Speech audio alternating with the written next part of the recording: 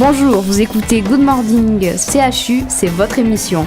Aujourd'hui, c'est Lydie et moi-même, Anouk, qui présenteront l'émission. Et nous avons le plaisir de rencontrer Quentin Tristan et Thibaut Wagener. Bonjour à vous deux. Bonjour. Vous êtes compagnons du devoir. Et quel est votre métier ? Alors je vais commencer. Bonjour. Mon premier métier est boulanger. Et aujourd'hui, je suis prévôt, donc en fin de parcours, chez les Compagnons du Devoir. Pour ma part, je suis jardinier paysagiste et prévôt rentrant dans la maison de Bordeaux. Alors, qu'est-ce que sont les Compagnons du Devoir ? Alors, les Compagnons du Devoir, c'est une association de loi 1901 qui a pour but de former de jeunes femmes et de jeunes hommes de métier. Donc, à travers cette formation, les jeunes voyagent, parcourent la France et aujourd'hui, plus de 60 pays à travers le monde. À partir de quand devient-on compagnon du devoir ? Il n'y a pas vraiment de date pour devenir compagnon du devoir. Compagnon du devoir, c'est quand on s'en sent prêt. On fait son tour de France, donc on appelle ça le Tour de France. Aujourd'hui, on peut même parler de Tour du monde. Et quand on se sent prêt professionnellement et humainement, par une ouverture d'esprit liée au voyage, on décide de faire ce que l'on appelle le travail de réception. Travail de réception qui consiste à réaliser une pièce, et cette pièce qui est corrigée par des compagnons plus âgés. Et si cette pièce est validée, on accède au titre que l'on recherche, le compagnon du devoir. Donc être compagnon du devoir, c'est transmettre un savoir-faire. Et comment y parvenez-vous ? Alors comment on transmet le savoir-faire ? Alors tout simplement en le travaillant. Le but c'est de... Alors un compagnon, je reviens sur ce que Thibaut a dit, enfin je complète. Un compagnon, c'est quelqu'un qui est capable, digne, libre et généreux. En tout cas, c'est son chemin de vie, c'est sa ligne. Donc capable dans le métier, savoir-faire, donc c'est apprendre. Digne, savoir-être. Et libre, donc libre, c'est un équilibre entre les deux.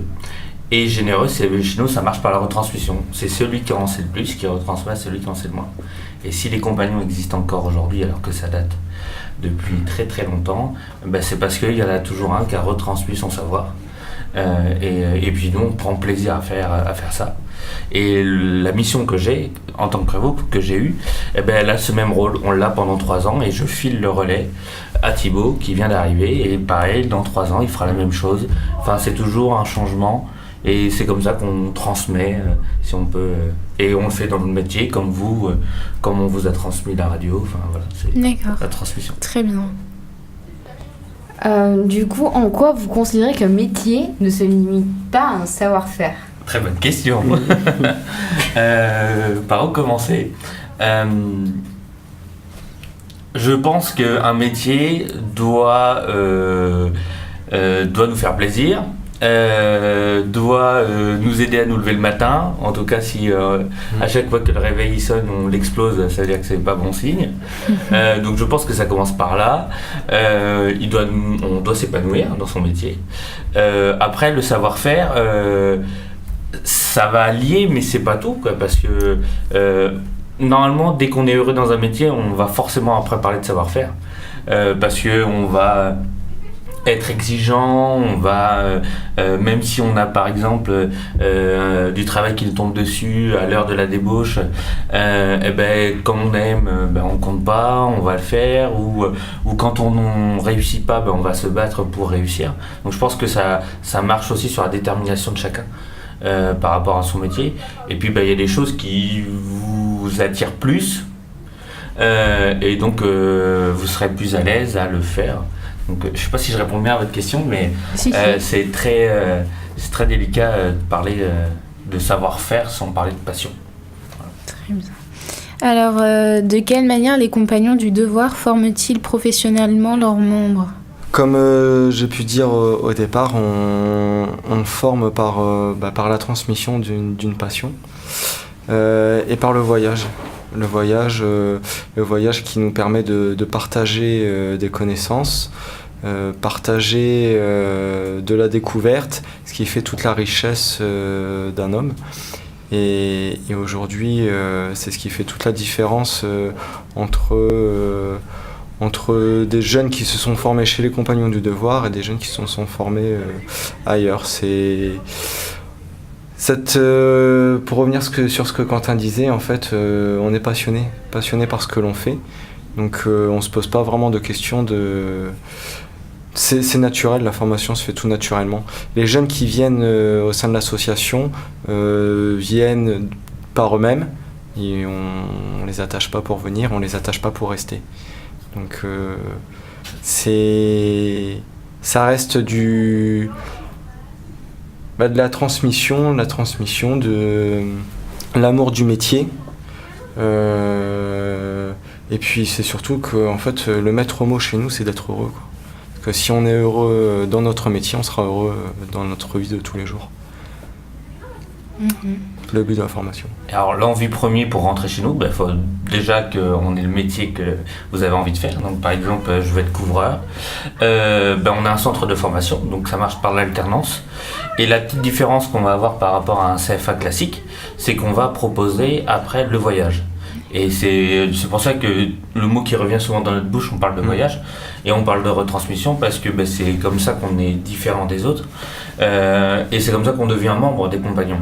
L'idée, c'est j'ai envie de faire quelque chose de mes mains et puis de ma tête au passage, mais d'abord de mes mains et pourquoi pas les compagnons. Donc c'est de l'alternance comme un CFA classique, sauf que la petite chance qu'on a, c'est que tous nos CFA sont reliés. Et donc il y a aujourd'hui 60 points de passage en France où on peut passer. Et on en a même à l'étranger, autant, on en a 60 aussi, où on va aussi pouvoir se balader. Donc j'ai envie de voyager, j'ai envie d'apprendre un métier, et voilà, bienvenue chez nous. Les Compagnons du Devoir ont l'ambition de former plus qu'un bon ouvrier, un homme bon. Qu'entendez-vous par là ? Alors, il y a une des phrases qui fait partie de nos valeurs, c'est permettre à chacun de s'épanouir dans et par son métier, dans un esprit d'ouverture et de partage. On vient tous chercher le métier, c'est ce que je vous disais juste avant, ils sont tous venus pour ça. Mais par contre, ce qui fait un bon homme, avec un grand H, c'est ses valeurs. Demain, je suis excellent en couverture. Par contre, me demandez pas un service parce que j'ai pas envie de le faire. Me demandez pas de rester parce que j'ai pas envie. Enfin, ça marche pas. Ou celui qui a un grand melon, celui qui dit moi je, ça peut pas marcher. Donc, c'est des valeurs encore une fois, de retransmission, d'être généreux, d'être serviable. C'est parler avec son cœur. Alors ça fait un peu pompeux là de dire ça, mais en tout cas c'est l'idée de rayonner. Alors je vous cache pas qu'il y a des fois quand je suis dans ma voiture et qu'il y en a un qui me coupe la route, je lui dis allez-y, passez devant. Mais en tout cas c'est un peu notre ligne de conduite, c'est notre chemin. Alors certains ça sera un boulevard de conduite, mais en tout cas c'est de rester avec nos valeurs. Essayer de garder et de retransmettre ces valeurs-là. Qu'est-ce qui a marqué votre esprit lors de votre tour de France ? C'est les rencontres, dans un premier temps. C'est tous les gens que j'ai pu rencontrer tout au long de mon parcours. Et c'est pas fini, parce que le voyage, c'est jusqu'à la fin. Et c'est les rencontres. Les rencontres de tout ce que les gens ont pu m'apporter, et c'est ce qui m'a permis de me construire. Ça me permet d'être ce que je suis aujourd'hui, et sans avoir pu rencontrer tous ces gens-là, je serais sûrement pas là à vous parler et à partager cette passion et ce en quoi je crois, et Quentin aussi. Et ouais, je trouve ça beau, parce que je trouve ça d'autant plus joli qu'il n'y a pas besoin d'être compagnon du devoir, d'avoir toutes ces valeurs pour faire du compagnonnage. Et heureusement. J'allais dire la même chose, alors du coup il faut que je trouve autre chose. C'est vrai que les échanges qu'on va faire, ça va nous apporter beaucoup. Et je pense à l'opportunité, c'est les portes aussi, les multiples portes qu'on ouvre. En fait, sur mon parcours, à la base, je vous ai dit tout à l'heure, j'étais boulanger. Je pensais pas à tout ça en rentrant chez les compagnons. Et en fait, une porte en ouvre une autre, et puis des possibilités. Et puis un jour, on m'a dit, bah tiens, je te verrai bien prévôt. Bam, on arrive, on atterrit, et puis bah, hop, une mission s'arrête. Enfin, c'est une succession de portes et d'opportunités qui font que ça marque beaucoup. Et forcément, je pense qu'il n'y a pas beaucoup de compagnons qui peuvent penser en mal. Parce que quand on arrive chez les compagnons, on y va. Enfin, moi, je suis venu pour la formation à la base, et parce que j'avais envie de voir autre chose que ma région. Et puis après, j'ai découvert une richesse énorme et des opportunités énormes. Très bien. Du coup, Quentin Tristan, vous êtes prévôt de la maison de Bordeaux. En quoi consiste votre fonction ? Alors le prévôt, c'est un mot qui n'est pas tout jeune chez nous, mais en gros c'est le directeur adjoint, c'est un peu le proviseur. On a la casquette de gérer le CFA et de gérer la maison, donc gérer ces jeunes qui sont là de passage. Par contre, j'ai pas tous les diplômes que pour avoir un directeur d'un établissement, j'ai même pas de cheveux blancs. Il faudrait pas qu'il y en ait qui entendent, sinon je vais me faire tirer les oreilles. Mais en tout cas, c'est encore une fois une opportunité que les compagnons offrent à la fin d'un parcours de compagnons. C'est soit d'être formateur, soit d'être prévôt. Donc le prévôt, il va avoir en charge les jeunes, le recrutement, les échanges extérieurs, les salons, une multitude d'échanges avec l'extérieur. Quels sont vos parcours personnels ? Alors mon parcours, j'ai commencé comme tout le monde au collège. Et comme beaucoup de jeunes avant de rentrer chez les compagnons, j'avais des difficultés avec les établissements scolaires. Donc j'ai fait un bac technique dans l'environnement. Et ensuite, je me suis orienté vers un BTS aménagement paysager. Donc j'ai été poussé au derrière pour le faire. Et je remercie mes parents et bien d'autres qui m'ont poussé à le faire aujourd'hui. Et ensuite, je suis rentré chez les Compagnons du Devoir à l'âge de 20 ans, entre ma 20e et 21e année. Et aujourd'hui, ça fait 6 ans que je suis dans l'association. Et d'autant plus heureux qu'après 6 ans, je prends le poste de prévôt derrière Quentin. Alors mon petit parcours à moi, originaire de la Lorraine, là-bas dans le nord, avec un CAP pâtissier et un CAP boulanger. Je me suis lancé chez les compagnons. Alors première étape, pas très loin de chez moi, à Metz.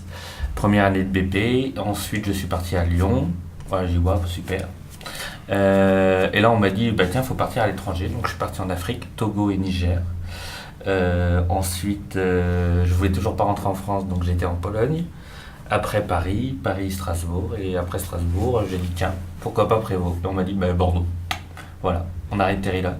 Et là, moi, sur ma fin de mission, je remonte du côté de chez moi. Parce que les origines font qu'on aime bien retourner près de chez soi. Et donc voilà mon parcours. Bon si vous n'avez pas d'autres questions, après, faut pas hésiter à regarder. C'est la première radio. Ouais, mais bon, non mais c'est intéressant parce que on a trop peu l'occasion d'en parler aussi. Il y a des jeunes qui viennent, mais bon. Après, les gens, ils restent beaucoup sur des a priori, sur ce que l'on dit. Par exemple, on peut trouver des choses sur bon, ça, c'est pas de l'internet, mais on peut trouver des choses sur internet qui sont pas forcément vraies. Ouais, vous êtes aussi sur la notion de partage au final, et puis de voyage, d'expérience aussi au final, qui permet de vous trouver quelque part aussi. C'est plutôt positif. C'est exactement ça. Ouais. Toi qui veux faire prof d'histoire, au moins tu pourras dire à tes élèves que tu auras eu l'occasion d'interviewer deux compagnons. Il va venir chez moi. Et en fait, ce qu'il a dit sur le 1901, c'est la loi de c'est pas la création du compagnonnage. Elle a été créée en 41. T'as juste évoqué. Ouais, moi j'ai dit que c'était très vieux. Et du coup, pourquoi elle a été créée ? Pourquoi tout à coup on va se dire compagnons du En fait, devoir les compagnons, c'est très très très vieux, ça pourrait remonter du temps des cathédrales. Mais la structure dans laquelle on est aujourd'hui a été créée pendant la guerre. Parce qu'après-guerre, il fallait rassembler, et c'est surtout qu'on avait perdu énormément de compagnons, étant donné que c'est beaucoup de jeunes. Et comme ils étaient partis à la guerre, il fallait rassembler. Les remettre. Alors qu'avant les guerres, c'était par métier, ça, on appelait ça des corporations. Donc il y avait les compagnons couvreurs d'un côté, il y avait les charpentiers de l'autre, et à un moment donné, après la guerre, on a dit tiens, si on les mettait dans la même maison, parce que les valeurs étaient quasiment identiques, hein. Et donc c'est là qu'est créée l'association. Aujourd'hui, il y a 3 gros mouvements compagnoniques en France. Il y a l'association compagnonique, donc celle dont on fait partie. Il y a la... Comment ? Non, c'est national. C'est là où on a plus de 60 maisons. Dans combien on a de maisons en France ? Une soixantaine. En France. Ensuite, il y a la fédération compagnonique et l'union compagnonique. Ces 3 corps mouvements prennent des chemins différents, mais pour arriver au même but. On arrive tous au même stade, on partage tous les mêmes valeurs, la même passion du métier. C'est juste qu'on prend des chemins différents pour y accéder.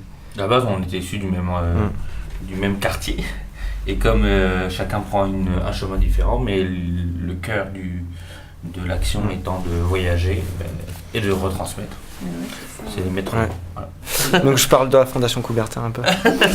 La Fondation Coubertin, ça permet pareil que l'association, à des jeunes femmes et des jeunes hommes de métier de s'épanouir professionnellement mais aussi intellectuellement.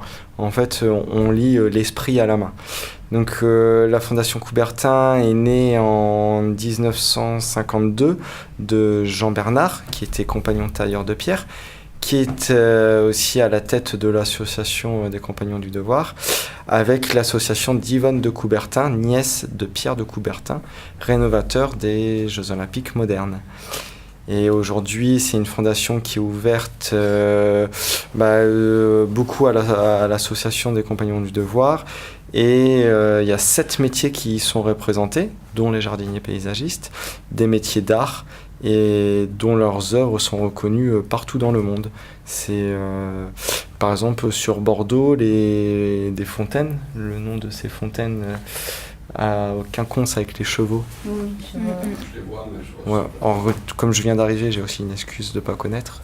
Et ces fontaines, la statue des Girondins. Et par exemple, si on s'y approche, on va y voir un petit tampon avec FC, Fondation de Coubertin, et une coquille Saint-Jacques. Est-ce que c'est les ateliers Saint-Jacques qui coulent ? On a l'une des seules fonderies en France avec un tel savoir-faire qui se trouve à Fondation Coubertin, et on appelle ça les ateliers Saint-Jacques. Les ateliers Saint-Jacques, ils sont ouverts une fois dans l'année, et c'est gratuit, et j'invite tout le monde à y aller parce que ça reste quand même exceptionnel. Je fais plus de pub pour la fondation que pour les compagnons. Non, mais parce qu'il vient d'y aller en fait. Il vient d'y aller, il n'y a même pas. Et en fait, on est à la fondation, on reste une minorité à avoir la chance de pouvoir y aller sur notre tour. Sur les 3200 jeunes chaque année qui font le Tour de France, on est une trentaine admis à la fondation.